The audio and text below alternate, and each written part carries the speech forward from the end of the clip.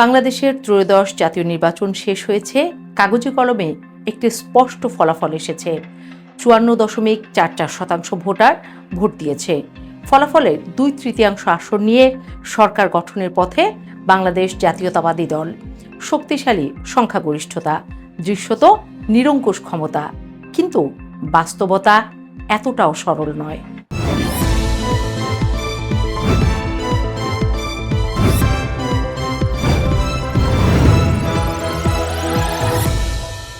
এই নির্বাচনে সবচেয়ে বড় প্রশ্ন বিজয় নয়, প্রশ্ন নিয়ন্ত্রণ, প্রশ্ন স্বাধীনতা, প্রশ্ন এই সরকার আদৌ নিজের মতো করে দেশ চালাতে পারবে কিনা। এই জায়গাতেই এসে দাঁড়াচ্ছে একটি নাম, ডক্টর মোহাম্মদ ইউনূস। একজন অন্তর্বর্তী সরকারের প্রধান উপদেষ্টার শেষ ও সবচেয়ে গুরুত্বপূর্ণ দায়িত্ব ছিল একটি গ্রহণযোগ্য সুষ্ঠু নির্বাচন আয়োজন করা। নির্বাচন হয়েছে 18 মাস পরে, ফলাফলও এসেছে, কিন্তু নির্বাচন পরবর্তী বাস্তবতা দেখে মনে হচ্ছে ক্ষমতা হস্তান্তরের আগে অনেক হিসাব চুকিয়ে গেছেন ডক্টর ইউনূস। এই নির্বাচন আলাদা ছিল আরেকটি কারণে। জাতীয় নির্বাচনের সঙ্গে অনুষ্ঠিত হয়েছে গণভোট, আর সেই গণভোটে হ্যাঁ জয়ী হয়েছে। এই হ্যাঁ শুধু একটি শব্দ নয়, এটি একটি কাঠামো, একটি বাধ্যবাধকতা, একটি রোডম্যাপ। এই গণভোটের অর্থ নতুন সরকারকে চলতে হবে আগের নির্ধারিত পথে, নিজের মতো করে নয়। বিএনপি সরকারে যাচ্ছে ঠিকই, কিন্তু শর্ত সাপেক্ষে। এই গণভোটে ছিল 4টি মূল প্রশ্ন। সেই 4 প্রশ্নের ভেতরে লুকিয়ে আছে 84টি সংস্কার: তত্ত্বাবধায়ক সরকার ব্যবস্থা, নির্বাচন কমিশন সংস্কার, উচ্চকক্ষ, নিম্নকক্ষ, রাষ্ট্রপতির ক্ষমতা বৃদ্ধি, প্রধানমন্ত্রী 10 বছরের বেশি দায়িত্ব পালন করতে পারবেন না, তাছাড়া সংসদের ক্ষমতার ভারসাম্য বদলানো। এখানেই শেষ নয়, সংবিধানের মৌলিক অধিকারের তালিকায় যুক্ত হচ্ছে আরও 2টি বিষয়: নিরবিচ্ছিন্ন ইন্টারনেট এবং ব্যক্তিগত তথ্যের সুরক্ষা। অর্থাৎ রাষ্ট্রের নজরদারি ক্ষমতা সীমিত হবে, সরকারের হাত পা বাঁধা হবে। সংসদের স্পিকার ও ডেপুটি স্পিকার নিয়েও পরিবর্তন এসেছে। এতদিন সরকার দল থেকে স্পিকার, ডেপুটি স্পিকার আসতেন, এবার তা নয়, ডেপুটি স্পিকার আসবেন বিরোধী দল থেকে। সংসদের ভেতরেই সরকারের উপরে বসবে একটি সাংবিধানিক ব্রেক। বিদেশি চুক্তির ক্ষেত্রে একক ক্ষমতা আর থাকছে না। বড় কোনো আন্তর্জাতিক চুক্তি করতে হলে অনুমোদন নিতে হবে উচ্চকক্ষ ও নিম্নকক্ষ 2 জায়গা থেকেই। অর্থাৎ নির্বাহী সিদ্ধান্ত এখন সংসদীয় জালে বন্দী। ন্যায়পাল নিয়োগেও একক সিদ্ধান্তের সুযোগ নেই।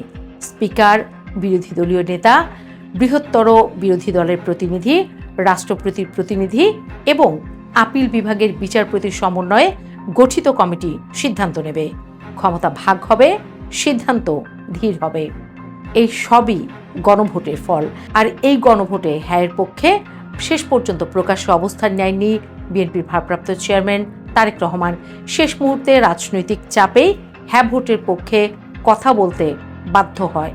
ফলে আজ বিএনপি সরকারে যাচ্ছে, কিন্তু ডানা ছাটা অবস্থায়। আর এর সঙ্গে যুক্ত হয়েছে আরেকটি বড় বোঝা। ক্ষমতা ছাড়ার আগে ডক্টর ইউনূস সরকার করে গেছে একাধিক বাণিজ্য ও অস্ত্র চুক্তি। 4টি দেশ থেকে অস্ত্র কেনার সিদ্ধান্ত, বিশাল বাজেট, বিপুল ঋণের দায়। এই দায় এখন নির্বাচিত সরকারের কাঁধে। যুক্তরাষ্ট্রের সঙ্গে বাণিজ্য চুক্তিতেও রয়েছে কঠোর শর্ত। নির্দিষ্ট কিছু কৌশলগত পণ্যের ক্ষেত্রে ওয়াশিংটনের অনুমতি ছাড়া আর কোনো দেশের সঙ্গে চুক্তি করা যাবে না। এর সরাসরি প্রভাব পড়বে রাশিয়া ও চীনের সম্পর্কে। অর্থাৎ কূটনৈতিক ভারসাম্যও আগেই সীমিত করে দেওয়া হয়েছে। এই সব কিছুর মধ্যেই বিএনপি সরকার গঠন করবে, উন্নয়নের কথা বলবে, স্থিতিশীলতার কথা বলবে, কিন্তু বাস্তবে তারা কতটা স্বাধীন সেই প্রশ্ন থেকেই যাচ্ছে।